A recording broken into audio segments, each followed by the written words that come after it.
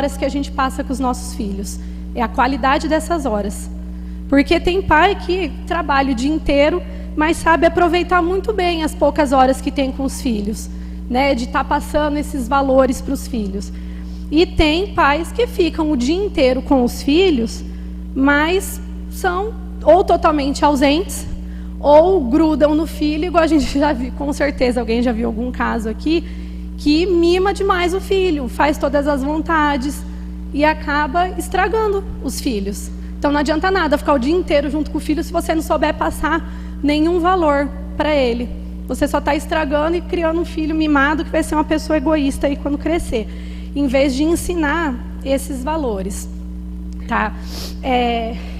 Eu tenho um texto aqui que eu gostei muito, que eu trouxe, que eu acho que explica muito isso, essa questão dos valores que a gente está passando hoje para as crianças, do Isamitiba. Não sei se alguém já conhece, já ouviu falar do Isamitiba. Isamitiba, ele é um psicólogo, pedagogo, ele tem N profissões aí, e ele tem vários livros de educação infantil. Ele não é espírita nem nada, mas as palestras dele, os livros dele são maravilhosos.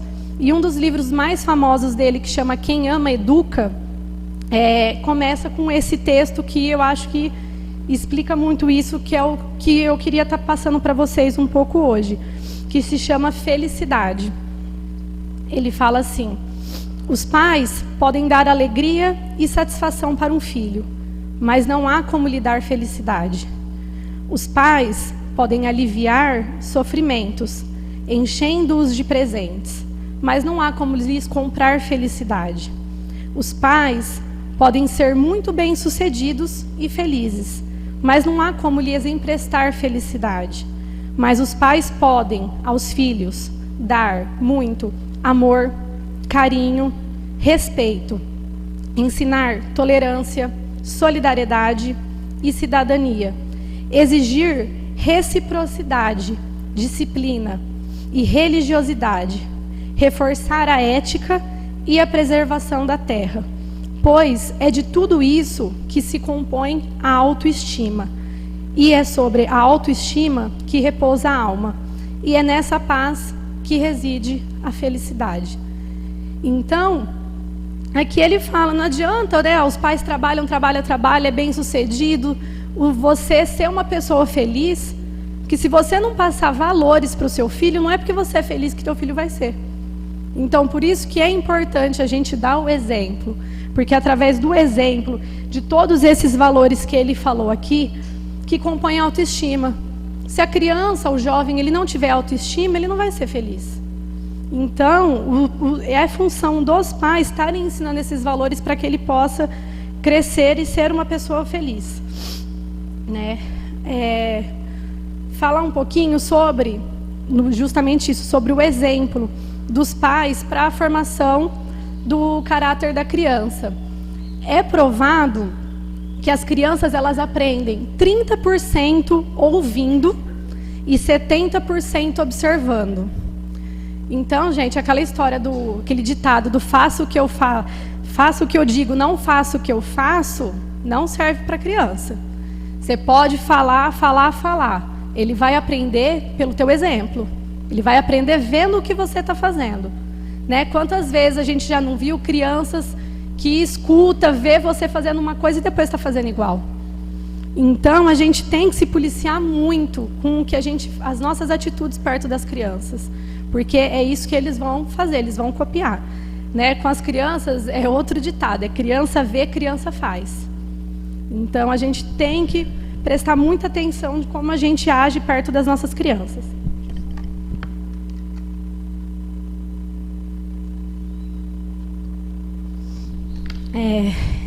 Eu participei, acho que alguns meses atrás, de um seminário do DENARC. O DENARC é o Departamento de Narcóticos do Estado de São Paulo.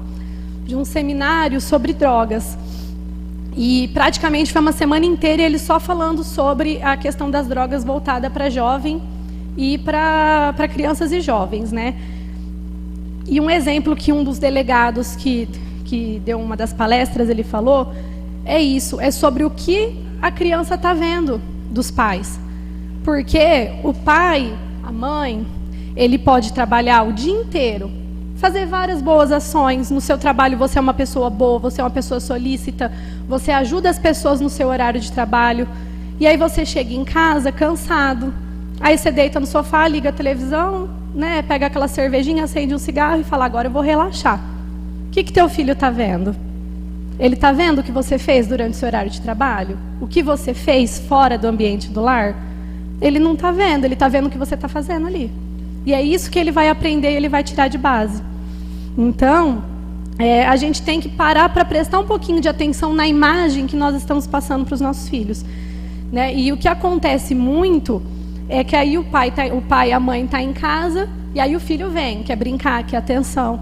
Aí o pai e a mãe pegam e dá um tablet, dá um celular, dá um computador, dá qualquer coisa para a criança se livrar e poder ocupar o tempo dela, sem que você tenha que parar o tempinho que você tem para poder relaxar, para descansar, né? Fala, trabalhei o dia inteiro, eu preciso descansar.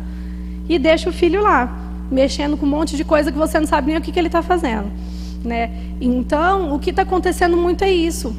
Os pais estão comprando os filhos com bens materiais, passando esses valores para os filhos. Aí, quando o filho cresce, acha ruim, porque o filho se tornou uma pessoa egoísta, se tornou uma pessoa materialista, não está nem aí para você, não dá atenção, não dá carinho, porque não foi isso que você passou quando ele era pequeno. Então, a gente tem muito que prestar atenção no que a gente está passando para os filhos. E a geração de hoje está se tornando muito materialista.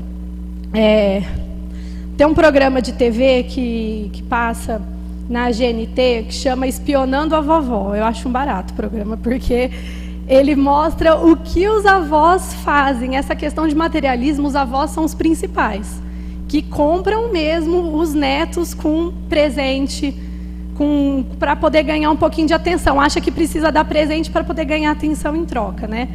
Tinha uma avó lá que dava presente para poder o neto falar eu te amo para a avó, gente. Isso é um absurdo. Dava um presente e falava, e aí, o que você tem que falar? Vovó, te amo. Gente, é um absurdo chegar a esse ponto, né? E esse psicólogo do programa, é muito interessante, que ele virou e falou isso para a avó, eu gravei isso. Que o que está acontecendo hoje é que o ter é mais importante do que o ser. Então, é muito mais importante para a criança ela ter o celular que os outros têm. Ah, porque tal criança tem um tablet, eu também tenho que ter. Para você ser incluído numa roda social, as crianças, para poder estar junto com os outros amiguinhos, eles têm que ter as mesmas coisas que os outros têm. Mas e o ser? A criança ser uma pessoa legal, ser uma criança simpática, uma criança amiga, uma criança que tem valores. Ninguém dá importância para isso. E os pais, na hora que vê que a criança quer uma coisa, vai lá e dá para ela poder acabar sendo incluída. E está tudo errado. Porque se já está mostrando isso para a criança quando ela é pequena, gente, depois que ela ficar adulta, é isso que ela vai ter na cabeça. Que o ter é mais importante do que o ser. E isso está totalmente errado. E é por isso que essa geração do futuro, Augusto Cury fala que a doença do futuro é a depressão. Né? Que boa parte da população vai sofrer de depressão. E por quê? Porque os pais dão tudo para os filhos. O filho quer isso, o filho quer aquilo, o pai vai e compra. O filho, aí o pai pega e fala que não dá, tal. Criança grita, criança chora, criança esperneia, criança faz aquele rebuliço, o pai vai e acaba dando. Então a criança cresce vendo que ela consegue o que ela quer na base do grito, na base de chamar atenção. E aí ela vai para a escola. E ela vê que gritar com o professor, né, agir do jeito que ela age com os pais, já não dá resultado. E ela já começa a se frustrar. Aí cresce, vai para o mercado de trabalho, vira um adulto, né? Chega no serviço, descobre que gritar com o chefe, né, que nem sempre a vida é do jeito que a gente quer, que ele vai ouvir não e ele vai ter que aceitar. Só que ele não sabe aceitar, porque não foi assim que ele aprendeu em casa. O pai e a mãe fez todas as vontades. E aí é onde essa criança se frustra e ela entra em depressão.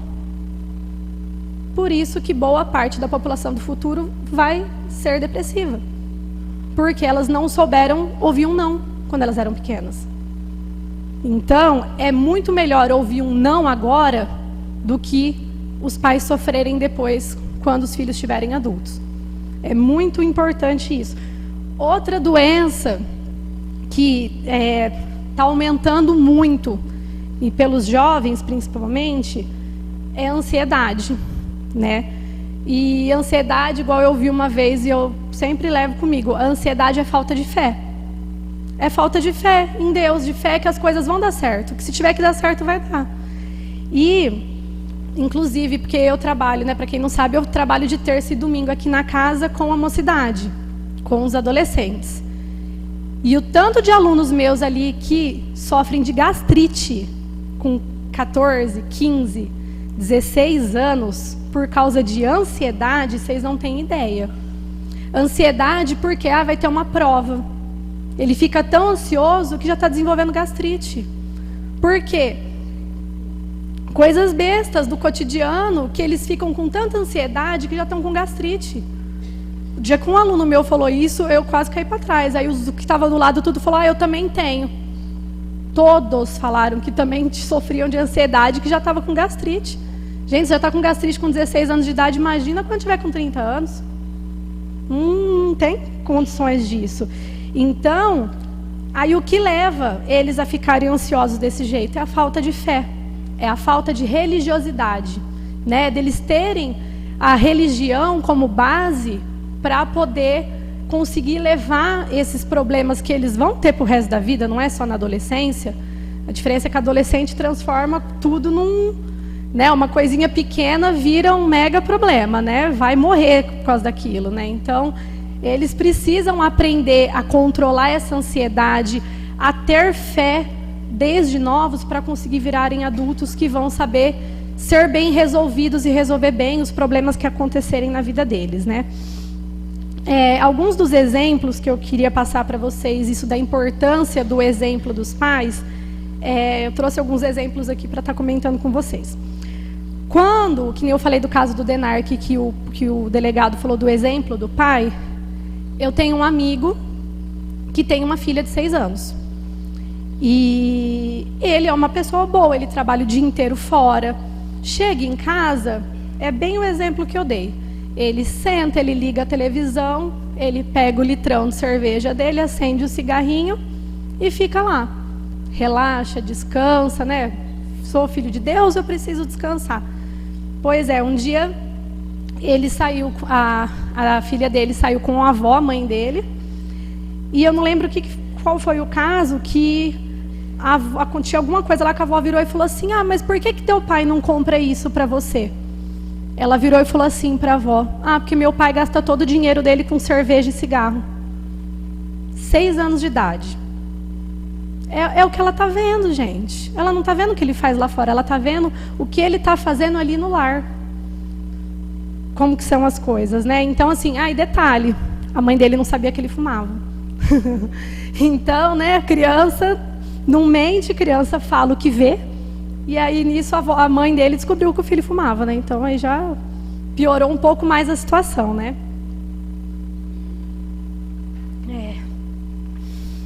E que eu não trouxe, mas tinha um slide que mostra da criança desde pequenininha, né?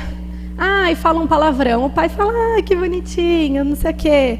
A criança já querendo, a menina um pouquinho maior, querendo se maquiar. A mãe já, olha que gracinha, já quer se maquiar, já quer usar salto, já quer isso, já quer aquilo. Tudo que a criança faz quando é pequenininho, por mais que seja errado, o pai e a mãe já, que bonitinho, né? Que gracinha. Pois é, e aí vai crescendo, crescendo, crescendo.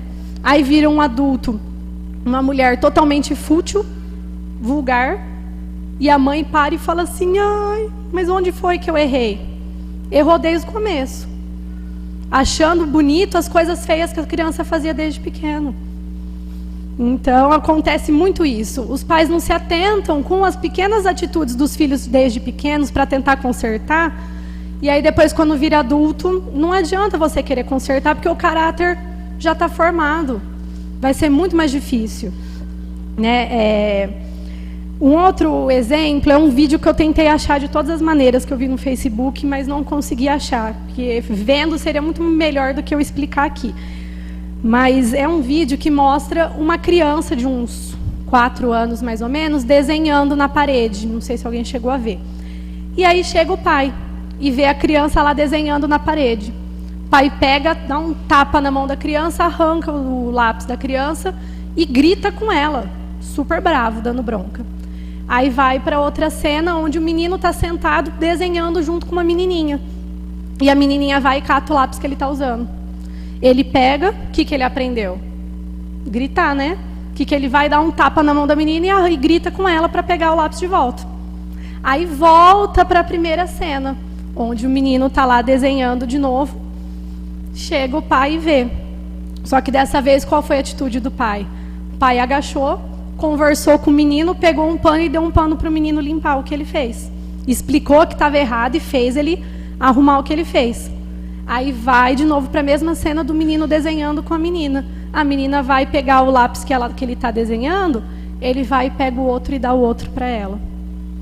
Então, a atitude dos filhos vão copiar o que os pais estão fazendo. Então, eu acho que esse exemplo ele é muito bom porque ele mostra isso.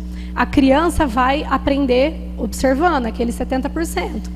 Então, ela vai aprender observando o jeito que o pai e a mãe, que o irmão, que a família trata aquela criança. Então, a gente tem que aprender a se policiar, né?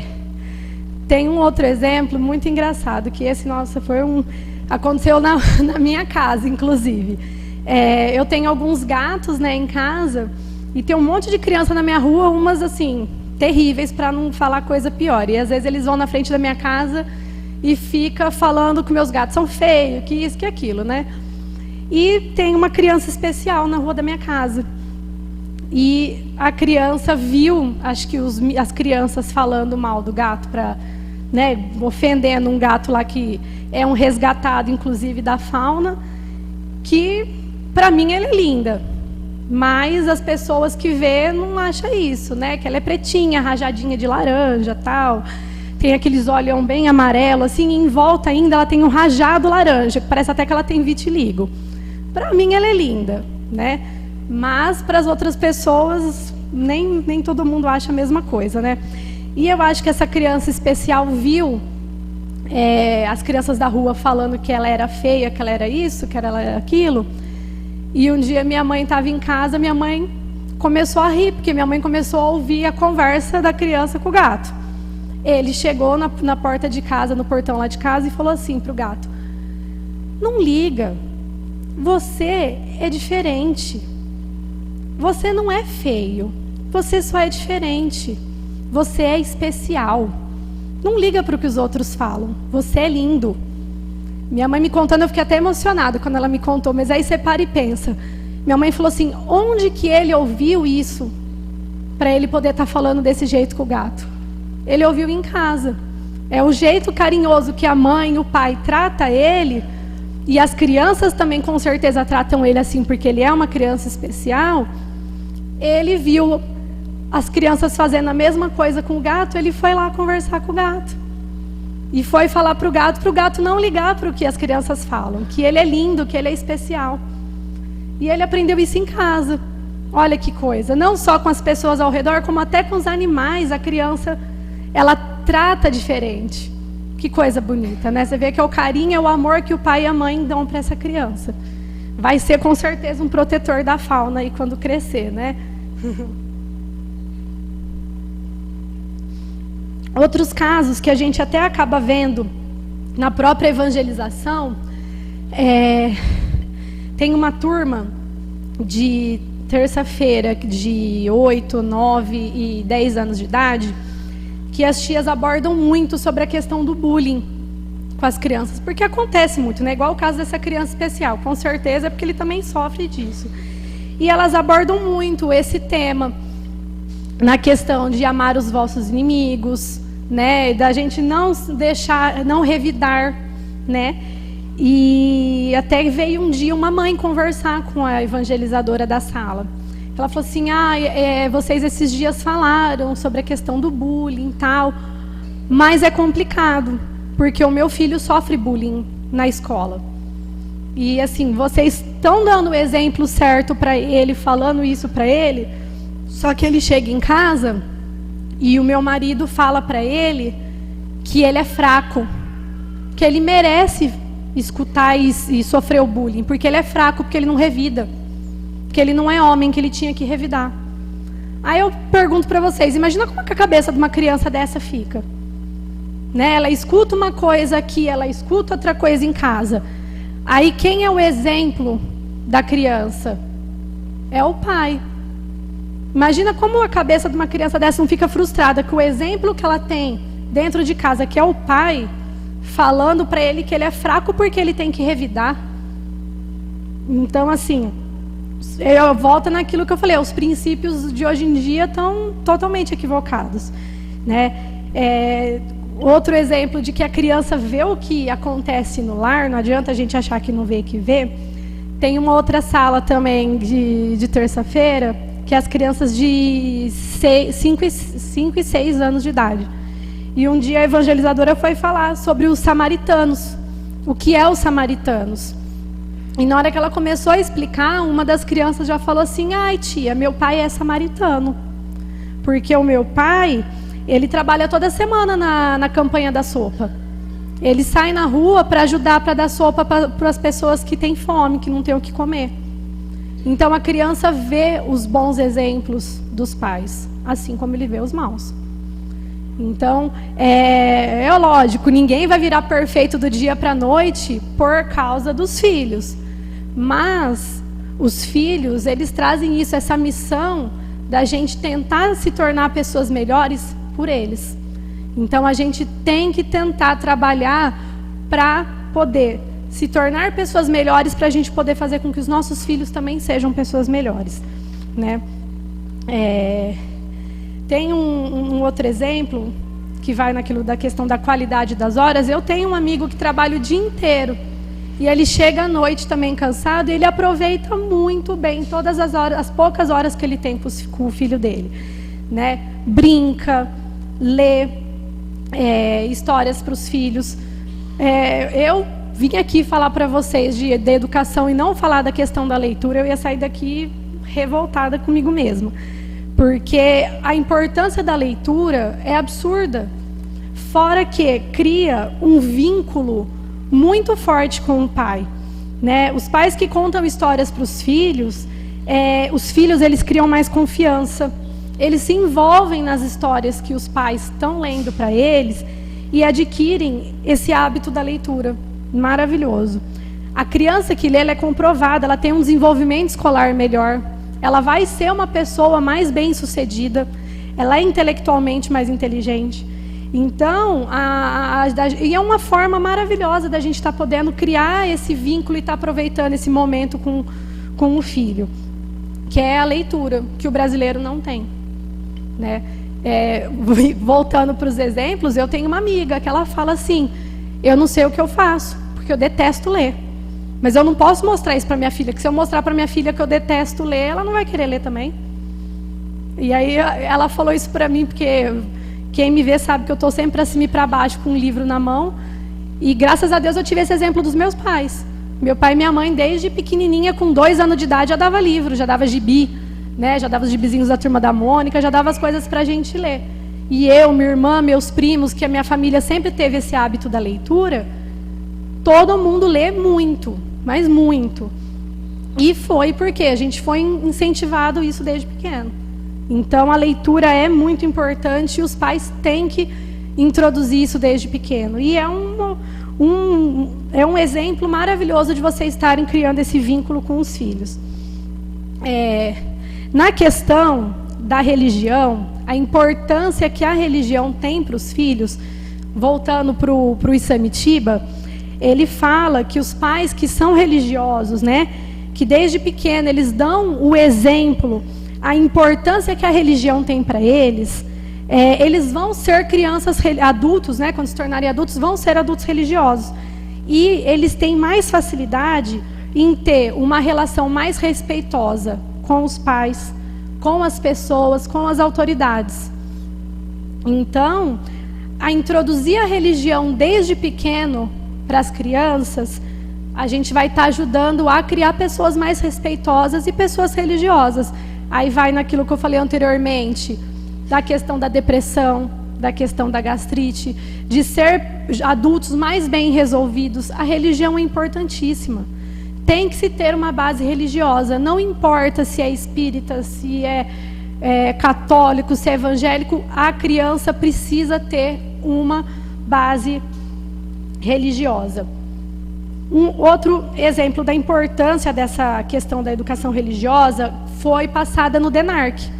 O Departamento de Narcóticos do Estado de São Paulo todos os palestrantes abordaram a questão da religião, que a religião está muito envolvida nisso. Uma estatística que eles passaram lá para a gente é que 64% dos jovens que não se envolveram com drogas, eles têm base religiosa. Ou seja, a criança, o jovem que ele tem uma religião, ele tem uma base religiosa, dificilmente ele vai entrar para as drogas. Porque vai naquilo, ele não vai ter depressão, ele tem outros princípios que não vão levar ele para, na hora que se frustrar, vai para a droga. Porque o jovem, na hora que ele se frustra, que ele fica angustiado, que ele fica nervoso, onde que ele vai? Ele vai para as drogas, ele vai para o álcool, né? Ele vai para os narcóticos. E a outra estatística, que é mais surpreendente ainda que eles passaram, é que 70% das pessoas que conseguem se livrar das drogas é por consequência de alguma religião. Então, as pessoas que entram no vício das drogas, 70% se livram por estar vinculadas a alguma religião. Olha a importância que a religião tem. Agora eu pergunto para vocês, é melhor esperar ele estar no mundo das drogas e entrar nesse 70% que criou uma base religiosa depois, ou a gente tentar evitar, né? Incentivar a criança a religião desde cedo para que ela entre nesse 64%, que ela não entre por causa da religião. Então, como diz aquele outro ditado, é melhor prevenir do que remediar, né? Deixa eu só beber um pouquinho mais, que eu já estou, gente, com a garganta seca aqui. Agora a gente partindo um pouquinho, entrando nessa base da religião e falando da evangelização infantil, né? A evangelização de hoje é comparada com a evangelização de antigamente, né? Hoje a gente tem que ser muito mais dinâmico, né? Se antigamente, na minha época, né, há uns 15 anos atrás, quando eu era evangelizanda, a gente se reunia, pegava o Evangelho, o Livro dos Espíritos, cada um lia um trechinho, explicava. Se hoje eu chegar ali na mocidade e falar, vamos trabalhar desse jeito, no domingo seguinte não tem uma criança ali, não tem um jovem, né? Então a gente tem que aprender a ser mais dinâmico, a montar aulas, né, que eles participem, que façam com que eles raciocinem, para ajudar eles até no desenvolvimento pessoal. Eu tenho um aluno da mocidade que, quando ele começou, há uns 4 anos atrás, quando eu já estava aqui, ele era muito tímido. Ele mal abria a boca, ele tinha vergonha de falar o que ele pensava, né? E esses dias, eu não sei, que a gente estava conversando lá na aula, ele veio agradecer a gente, porque ele falou assim, que hoje é graças à mocidade, graças a gente ter feito ele fazer a prece, ter colocado ele para falar, se explicar na frente dos outros, que hoje ele consegue falar em público. Olha como é importante, né? Então ele falou isso pra gente, ele falou assim, eu agradeço muito a mocidade, porque foi graças a ela que hoje eu consigo falar em público. Eu era muito tímido e eu sei que eu melhorei muito. Então, é isso que a gente propõe com a evangelização. Com que eles consigam encarar o mundo lá fora da melhor maneira possível e sempre seguindo os princípios evangélicos. Então, com certeza, a gente tem, esse é um caso, a gente tem vários casos ali na mocidade que, com certeza, gente que hoje faz trabalhos de caridade, graças a isso, ao que eles vão aprendendo ali no dia a dia, né? E também querer comparar as crianças de hoje com as crianças de antigamente, não tem nem comparação, né? Hoje a gente fala muito de criança índigo, criança cristal. Eu não vou me ater muito a esse tema, mas eu acho que todo pai, toda mãe deve pesquisar um pouco sobre o assunto, porque é muito importante. O Divaldo fala com muita propriedade sobre esse tema. De repente, se alguém tiver interesse, tem na internet, tem palestras que ele aborda sobre a criança índigo, a criança cristal, né? E isso, quem tem aqui filho, neto, criança pequena, vê que uma criança de 4 anos hoje, não tem nem comparação de quando a gente tinha 4 anos de idade, né? A gente parecia uns bocó perto deles hoje, assim, eles são muito mais evoluídos. Uma criança de 4 anos hoje pega um celular na mão, um tablet, e você fica ali, né, tentando entender. Outro dia um priminho meu, com 4 anos, me ensinando a jogar um negócio no celular. Falava assim, tia, mas é assim, olha, que você tem que fazer. Querendo me ensinar. Eu me senti uma tonta, né? Eu falei, gente, né, com 30 anos nas costas, uma criança de 4 anos te ensinando a mexer nas coisas. É assim. Então, é importante a gente ver que tem essa diferença e tentar aprender como lidar com essas crianças. Porque antigamente, o pai erguia a voz com a gente já dava aquela murchada, né?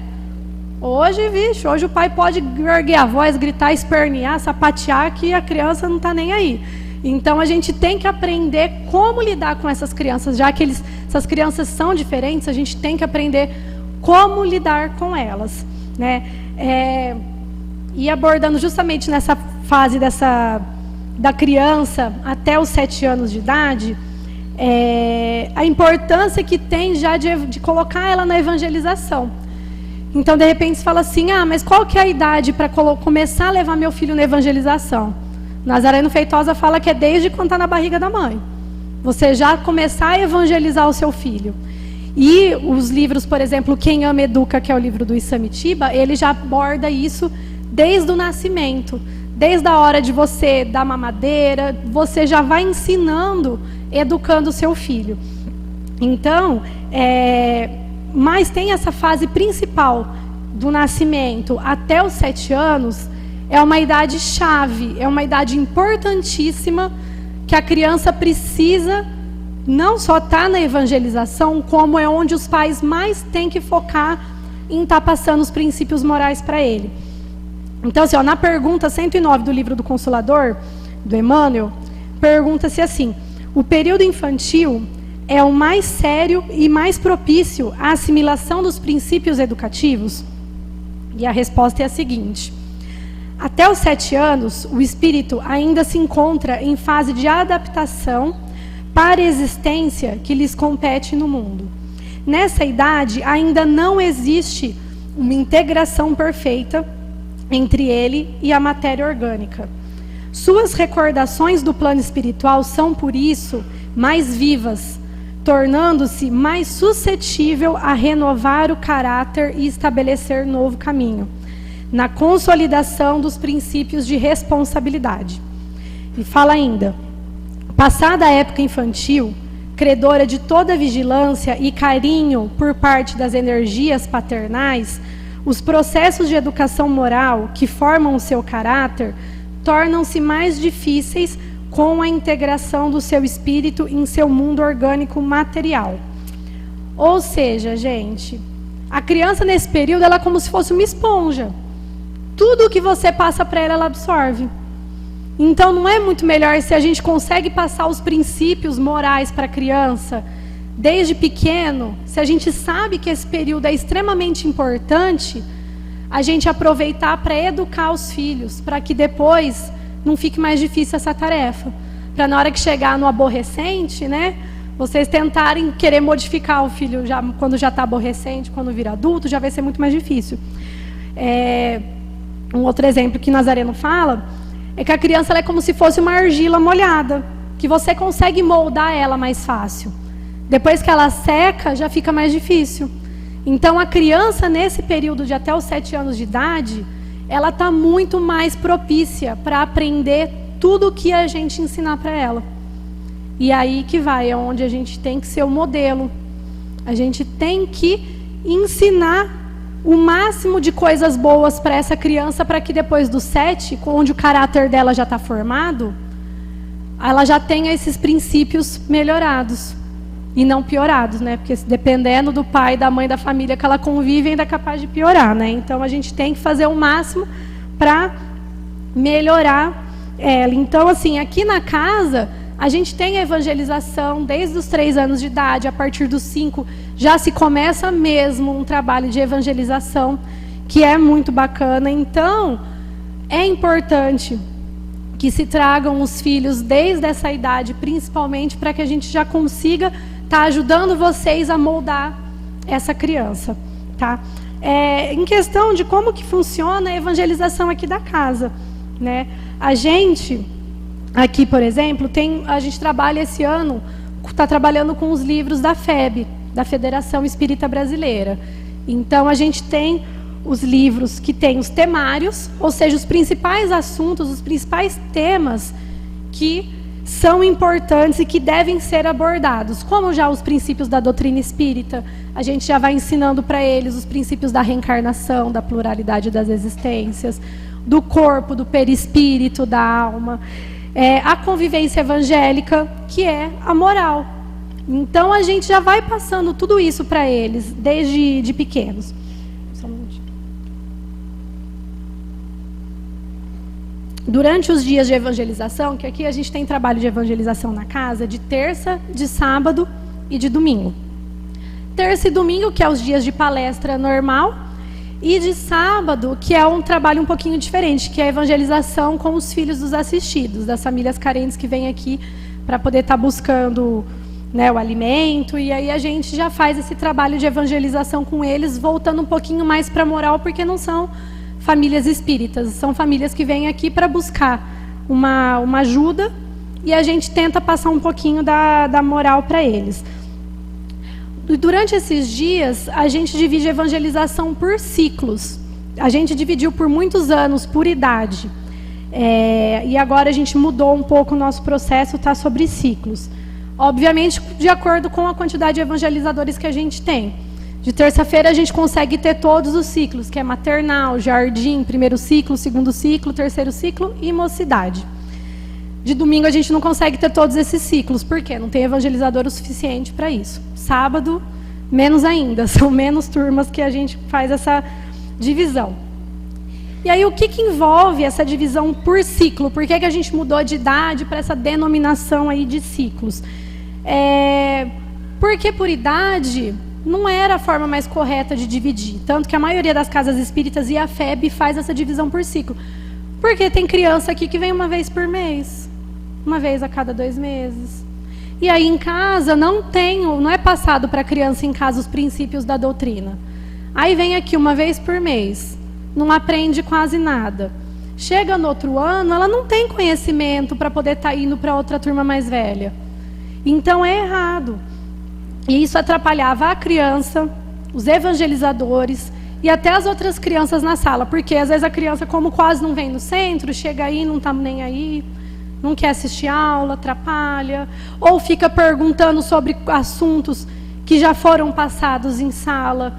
Ou ainda o nível de conhecimento que já está naquela sala, ele não tem. Ele teria que estar na outra ainda, para aprender na base do que ele teria, para depois poder estar chegando nessa sala. Então, a gente fez essa divisão por ciclos. A gente avalia a média de presença do aluno e o conhecimento que o aluno tem antes de estar passando ele para a turma seguinte, na virada do ano. E, mesmo assim, tem muitos pais que acham isso ruim. Porque o filho vai falar assim, mas os meninos da minha idade foram para outra sala e eu não fui. Mas não foi porque eu não venho no centro. E aí não adianta. Aí tem pai que ainda vai lá reclamar para a gente, fala assim, mas meu filho não foi. Aí a gente vai e explica, fala, olha, mas ele quase não vem. A gente viu que o conhecimento dele não é o suficiente para ele poder estar indo para outra turma que é mais avançado, porque é igual escola. Se você não estuda, se você não aprende, como é que você vai passar de ano? É errado passar de ano só por causa da idade, que é igual acontece na escola pública hoje em dia, né? É errado. A criança tem que ter um conhecimento, é merecimento. E tem pai que já chegou assim, até o extremo, que eu acho que é uma situação lamentável, mas é a realidade, por isso que eu tenho que até estar compartilhando isso com vocês, que chegaram a tirar as crianças da evangelização, porque eu não concordo. Enquanto a atitude correta seria ter trazido o filho mais vezes aqui no centro. Enquanto isso, não, acha errado, acha que pode trazer o filho uma vez por mês e que está tudo certo. Então, é uma pena Mas por isso que os pais, eles têm que ter bom senso e ver a importância que tem de trazer os filhos na evangelização. Mais um exemplo que o Nazareno Feitosa fala, os pais se importam com a educação intelectual dos filhos. Quando os filhos de vocês chegam com 7 anos de idade ou até antes, alguém aqui pergunta para o filho assim, você quer ir para a escola? Não, vocês colocam o filho na escola e obrigam ele a ir, querendo ou não. Por quê?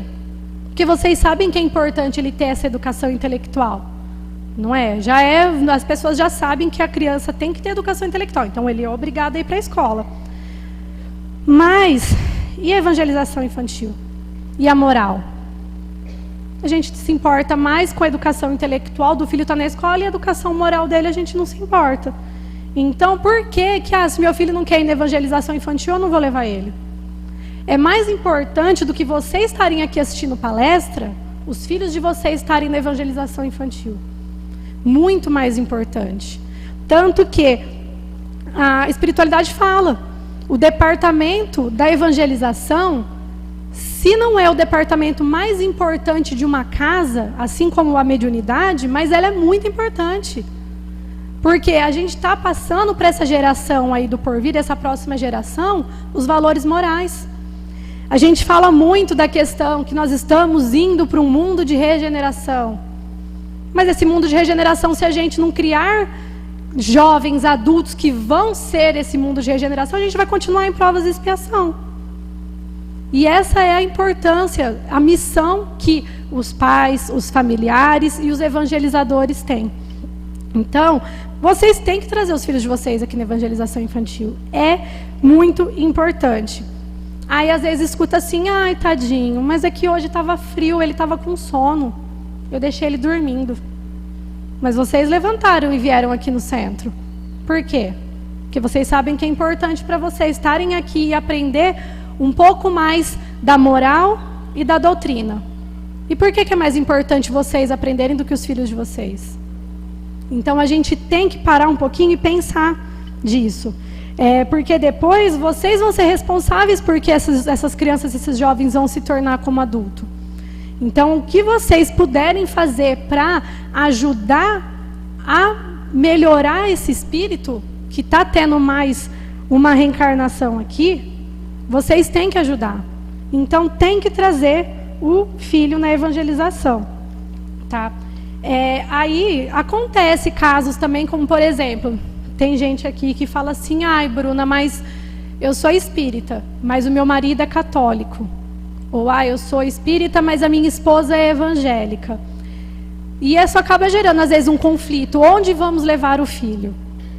Então, o que se orienta é que leve um período dele na evangelização espírita, leve um período na evangelização católica, evangélica, ou seja, mas não deixar de levar. E depois de um tempo, deixa a criança escolher. Né? Então, coloca ela nas duas opções que ela vai ter e deixa ela escolher onde que ela quer. Mas tem que levar a criança na evangelização infantil. A gente está aqui para ajudar vocês. Né? A responsabilidade não é nossa, mas nós estamos aqui de coração aberto para poder fazer o máximo que a gente pode para ajudar as crianças a transformar elas em seres humanos melhor, mas a gente depende de vocês também. Né? Então, como diz, Jesus fala dos homens de bem. Então, a gente quer formar homens de bem ou homens e mulheres bem-sucedidos, pessoas fúteis, sem caráter, né? Pessoas que só quer saber da beleza física do corpo, que é o que a gente mais está vendo hoje em dia. Então, só a educação moral e a educação religiosa vai poder estar ajudando a conseguir criar homens de bem. E nós, evangelizadores, a gente está aqui para trabalhar em parceria com vocês, né? Os pais, os evangelizadores, nessa missão de amor. Porque evangelizar, ele é servir. É servir ao Mestre Jesus, aos propósitos dele, que foi o maior evangelizador que passou na Terra, né? Que foi através do amor e através do exemplo. Então, para nós, se eu perguntar para qualquer um aqui, qual é o maior exemplo de amor, de caridade, que já passou na terra? Vocês vão responder Jesus. Mas se perguntar para os filhos de vocês, eles vão falar que é vocês. Olha a importância. A gente tem que parar para pensar que nós somos o maior exemplo para os nossos filhos. E, como disse Jesus, amai-vos e instruí-vos. Essa é a missão dos evangelizadores. Porque é através do amor que a gente ensina, que a gente instrui. E não só as crianças ao nosso redor, como a todos. Então, como evangelizadores, eu falo, não só eu que estou hoje como evangelizadora, como já fui evangelizando. Então, eu posso vir falar aqui com propriedade para vocês da importância da evangelização, porque eu fui uma criança que passou por todas as fases da evangelização. E eu deixei de cair em muitas coisas da vida e por causa dos ensinamentos e dos princípios da doutrina espírita que eu tive por causa da evangelização. Então, hoje, eu estou na evangelização porque eu sei da importância disso. E é amando e instruindo. É através do amor. O evangelizador, ele dá amor e dá instrução. E vocês também é a mesma coisa. Então, a gente conta com o apoio de vocês, dos pais, a participação dos pais aqui na casa, junto com a gente, para que a gente consiga criar homens de bem. Porque é possível, mas a gente é trabalhoso, não é fácil. A gente que está ali sabe, a gente está com os filhos de vocês, a gente sabe que não é fácil, né? Mas a gente sabe que é possível. E quanto mais pessoas envolvidas nisso, mais fácil se torna. Então é um conjunto do evangelizador, do pai, da mãe, da família, da base religiosa que a gente vai conseguir estar criando homens de bens. E fica aqui o meu convite para a evangelização. Porque a gente está precisando de evangelizador, sempre precisa. Porque eu falo que uma média assim, de 10 pessoas que entram para evangelização, se 2 continuam é muito. Justamente por causa dessa visão que as pessoas têm da evangelização. Muitos chegam assim, ai Bruna, me procura ali, eu quero trabalhar na evangelização. Beleza, você sabe como funciona? Ai não, então tá, vem aqui semana que vem, vamos ver. A pessoa vem 2 semanas, depois não aparece mais. Porque ela acha que ali a gente está, justamente igual eu falei, como babá, brincando. E na hora que vê que não é só brincar, que a gente monta a aula, a gente gasta o nosso tempo para poder estar montando uma aula, uma coisa bacana, que possa estar passando algum valor para as crianças, e você gasta um tempo, você vem aqui, você assume um compromisso, a maioria corre, porque não quer um compromisso. Né? Só quer vir aqui e ficar brincando, e não é isso. Então, a gente sempre está precisando de evangelizador. E a maioria dos nossos evangelizadores são ou ex-alunos de evangelização, igual o meu caso, né, que vê a importância da evangelização e que quando cresce, vira adulto, né, vê que não é só vir aqui no centro, sentar e assistir palestra. Que você sente essa necessidade de fazer alguma coisa a mais. E aí a evangelização é o melhor caminho para estar seguindo isso. E pais de alunos, mas de alunos assíduos, alunos que vêm com frequência. Porque esses pais veem a transformação, a melhora que os filhos têm, e vê o quanto que é importante, e eles acabam virando evangelizadores. A maioria dos nossos evangelizadores são pais de evangelizandos. E como eu estava falando, é muito importante, e como o próprio doutor Aguinaldo fala, né, evangelizador ganha bônus hora dobrado. Então, se alguém quiser, é bem recompensado, a remuneração é boa, tá? E para poder, também, só para explicar, hoje a Fauna que está vendendo os pães, mas quando vocês verem a gente ali na frente vendendo os pães, é a evangelização que assumiu a venda dos pães de domingo. Então, toda a venda de pães que tem aqui na casa, que a gente vende ali fora nos domingos, tirando o segundo domingo do mês, que é a Fauna, que é uma ONG maravilhosa, que está aí trabalhando em prol dos animais abandonados, toda a renda da venda dos pães, ela vai para a evangelização. Então, onde a gente está fazendo as melhorias ali nas salas de evangelização e, consequentemente, para casa também. Então, quem puder contribuir com o pão, com o bolo, na saída, é muito importante, porque vocês estão ajudando a gente a estar melhorando a evangelização. Tá? Espera só um minutinho. E para encerrar, eu queria terminar aqui com um texto que se chama Carta aos Pais, que foi escrito por Casimiro Cunha, psicografado por Chico Xavier. E tem várias cartas, né, para as mães, para os pais, mas em especial hoje, por ser o Dia dos Pais, né, eu trouxe essa carta como um presente nosso de evangelização para todos os pais. Vamos lá, vou ler para vocês. Chama Carta aos Pais. Não podes viver a esmo numa estrada indefinida. Um pai tem obrigações, das mais nobres que há na vida. Meu irmão, em tua casa, nas ternuras dos filhinhos, personifica o bom senso, entre os beijos e os carinhos. Por enquanto, a terra inteira ainda é um mar encapelado. Se não dominas a onda, virás a ser dominado. Entende a luz do caminho, a tua finalidade. Não é somente a da espécie, nas lutas da humanidade. Exige-se muito mais dos teus esforços no mundo. Recebestes de Jesus um dom sagrado e profundo. Se a missão das mães terrestres é conduzir e ensinar, o teu trabalho é de agir no esforço de transformar.